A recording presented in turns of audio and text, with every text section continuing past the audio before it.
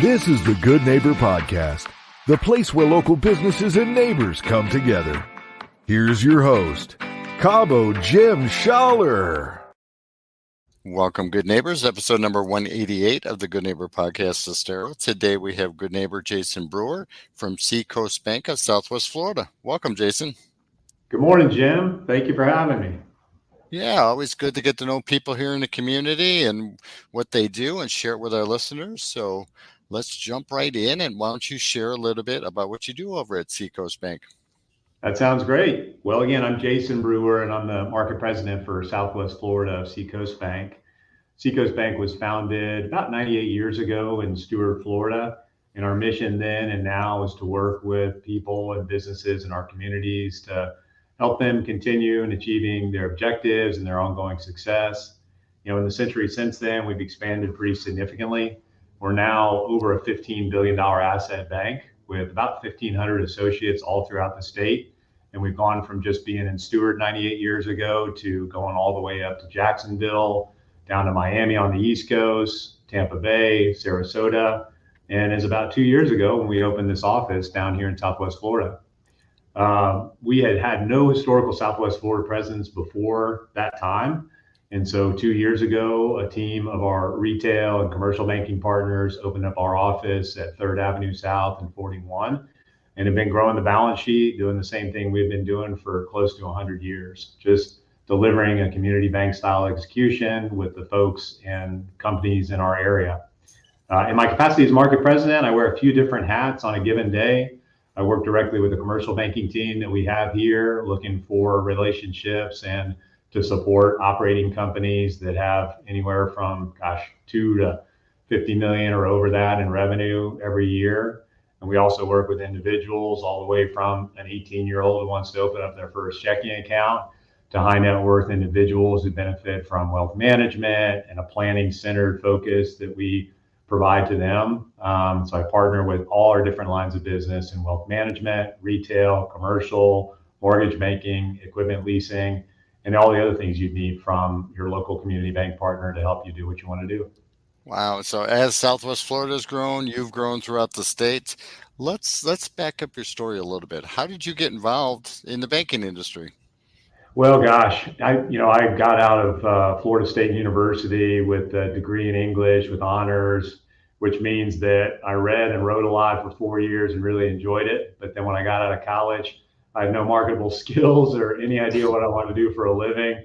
A lot of my friends back then were either still in school or going on to grad school or taking entry-level jobs at different corporations.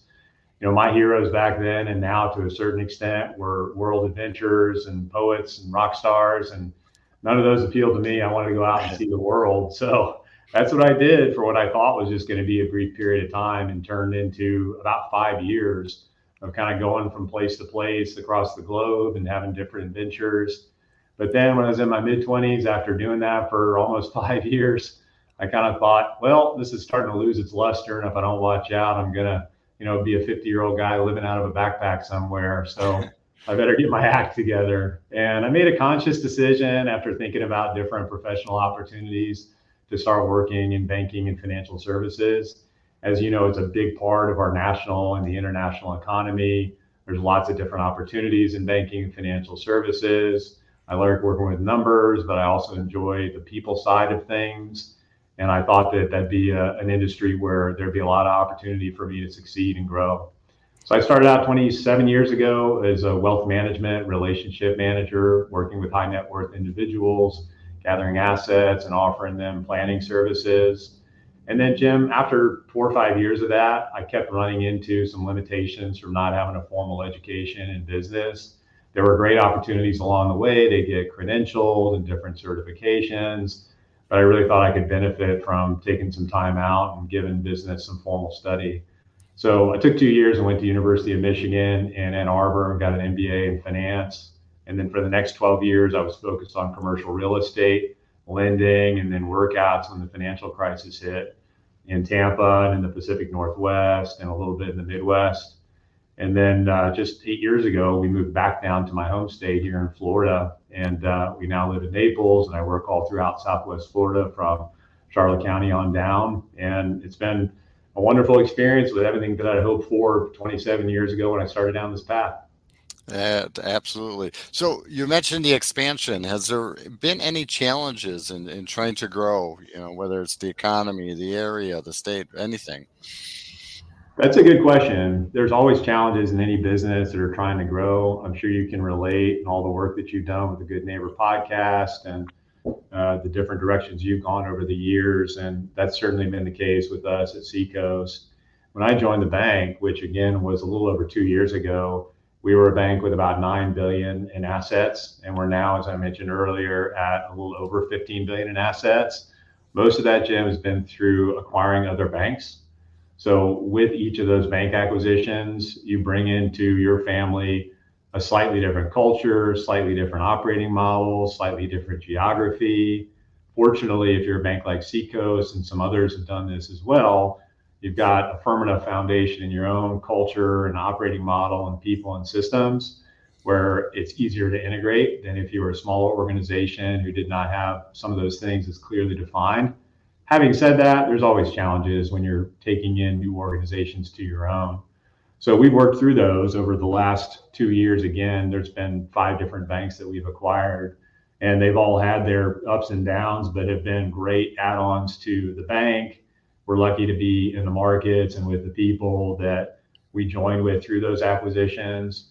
And now, as that M&A market in banking and financial services has slowed down a little bit over the last, year, 12 to 18 months for different reasons, our focus is on organic growth and just taking this big balance sheet and set of resources that we have and looking for ways just to grow from where we are as opposed to M&A, at least for the time being. And that's great. We need it, especially with the way Southwest Florida is growing and the state of Florida is growing. We need the businesses to grow with us. So are there any maybe myths or misconceptions surrounding what you do in the industry that we could clear up for our listeners? Well, that's a good question. I think sometimes it's easy to look at banking and financial services as somewhat commoditized. And I think some people outside looking in think, well, I just need a bank for a checking account or a loan or for different needs from time to time. And while it's true that much of what we do is fairly standardized across the industry between different companies, and that money is fungible, money is money, the means by which we do our business is not the same as how we do our business. And when I think about what differentiates a banking relationship to an individual or a company, it really comes down to having an understanding of what the needs and drivers are for that individual and company. And that answer is different, as is each individual or organization and what they need. So the myth that kind of banking is banking, to me, is something that if you're inside of this industry and see the opportunities we have every day to customize what we do based on an individual organization's needs, then it's kind of difficult to see that as a commodity once you've been through that experience, either as a banker or as the client of somebody who has a good banking relationship. Yeah, absolutely. So you mentioned you were from Florida. Were you from Southwest Florida originally, or how did you end up here? Well, I was born and raised in Tampa. In fact, my mom's in the same house that they took me home from the hospital to way back when. So I had the benefit of a nice, stable, middle-class upbringing in Tampa and in South Tampa, if you know Tampa at all. And then for the most part, after I came back from my travels following college, I lived in Tampa with the exception of those 2 years in Michigan when I was going to business school. And then when the financial crisis hit in 2008 and on into 2009 and 10, my wife is a fantastic lady and a great friend, an advocate, partner, wife, a mother. She is in residential land development, and the market for her skills was soft at that point, as was for what we were doing in banking. That was a tough time. So we sought out opportunity in a different area of the country and moved out to Seattle. We were there for a few years, working and raising our daughter. And then when the economy started to recover a little bit down here, we were approached with an opportunity for my wife to come back down in 2016. And it was a great opportunity for her and then for me as well, as I found out more about some other opportunities in Southwest Florida. So I joined a great bank down here and had a good few years with them from 2016 until I joined Seacoast Bank just 2 years ago. And we're tickled pink to be in Southwest Florida. We really feel like we lucked into being in this area, which even though as a Tampa native has always been in my backyard, frankly, I was ignorant to all this area has to offer in terms of living, working, raising kids, and everything else that everyone around here has long since figured out. And we love it down here. That's why we live down here. So I know being in your position, you probably have not the most of free time, but it's probably a little limited. But what do you enjoy when you do get a moment?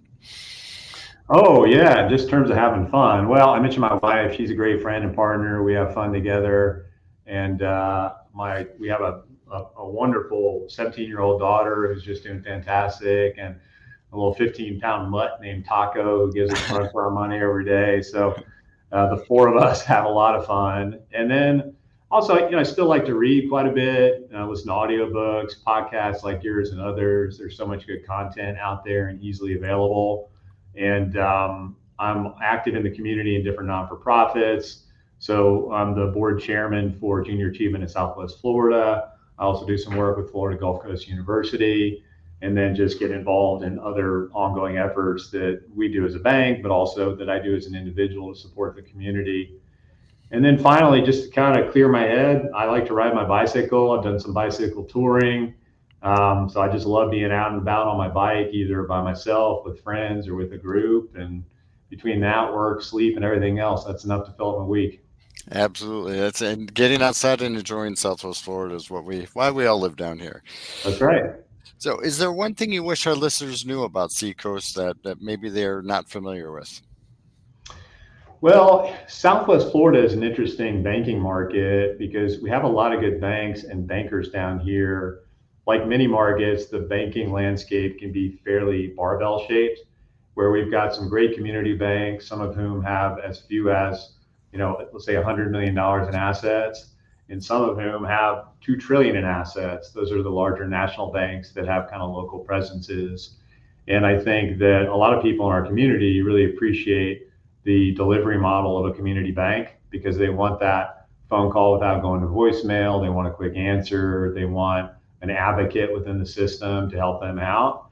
But often some of the smaller banks don't necessarily have the resources or the balance sheet to work with some of the larger companies or larger individuals in our markets. On the other hand, some of those larger banks that may have those resources don't always have as significant of a local presence as they would need to deliver those locally.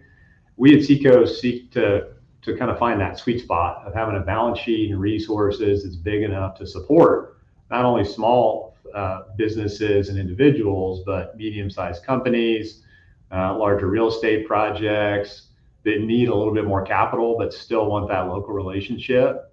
So we're right in that sweet spot of having the resources and the people. Perfect. How would our listeners go about contacting you if they wanted to learn more or, had questions? Well, we always love seeing people in our branch here at 3rd Avenue South and 41, and we're open during regular business hours. So anybody's welcome to stop by and say hi. We've got a great branch with Ron Tangway, our branch manager, and our team taking good care of all of our clients. Anybody can email me. My email is jason.brewer, BREWER, @seacoastbank.com. Folks can also go to our website at seacoastbank.com. And we'd love to talk to anybody that we can about how we can help them out and just generally give them advice. I love it. Any last words for our listeners? No, I just wanted to thank you again for having me and for all you do in the community and what you've done with the Good Neighbor podcast. Really appreciate all the good work you're doing along in the community with us. Well, it's been a pleasure, Jason, getting to know you. Thank you for being such a good neighbor, and I hope to see you out in the community soon. Thank you, Jim. Thank you for listening to the Good Neighbor Podcast Estero. To nominate your favorite local businesses to be featured on the show, go to gnpestero.com. That's gnpestero.com or call 239-296-2621.